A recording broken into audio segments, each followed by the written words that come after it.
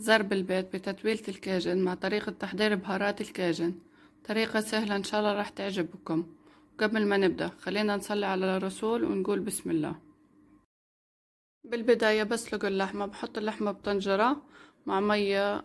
أول ما تغلي برفع الزفرة وبرفع اللحمة بطنجرة الضغط، بحط الباقة العطرية. حطوا الباقة العطرية حسب المتوفر عندكم. بعد هيك بضيف مي سخنة بتغلي مع قشر ليمون، وبتركها تغلي حتى تستوي تماما. بهار الكاجن عبارة عن معلقة كبيرة من الكزبرة الحب والزعتر الناشف، توم بودرة وبابريكا حلوة وبابريكا مدخنة. البابريكا المدخنة ممكن نستبدلها بمعلقة صغيرة بهار مدخن. عندي معلقة صغيرة كمون، ملح، فلفل أسود، فلفل حار أحمر مجروش. بخلط المكونات وبطحنهم. بالنسبة للفلفل الحار الأحمر ممكن تزيد الكمية لحد معلقة كبيرة.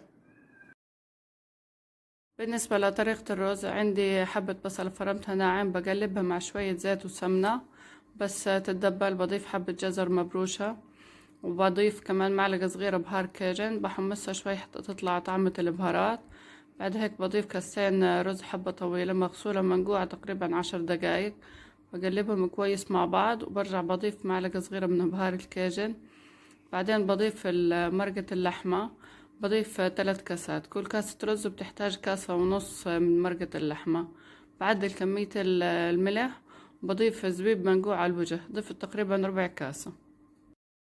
بس يغلي الرز ويتشرب المية على الوجه بهدي النار وبترك حتى يستوي تماما.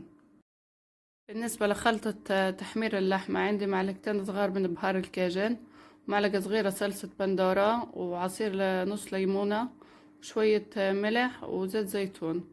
بقلبهم مع بعض، بدهن اللحمة وبحمرها من الجهتين. هون بلشت أقدم الرز. حطيت الرز في صينية، بعد هيك وزعت الزبيب على الجوانب وحطيت اللحمة على الوجه. وحتى ناخد نكهة الزرب لازم ندخن الرز واللحمة مع بعض. حطيت فحمة بقطعة جزيرة، وحطيت شوية زيت عليها حتى بلشت تدخن. غطيتها بجزيرة وتركتها تقريبا 10 دقايق حتى تاخد طعمة الفحم. بعد هيك قدمته، زينته بالمكسرات، وهيك بكون جاهز. وصحتين وعافية، جربوها، وصفة تستحق التجربة.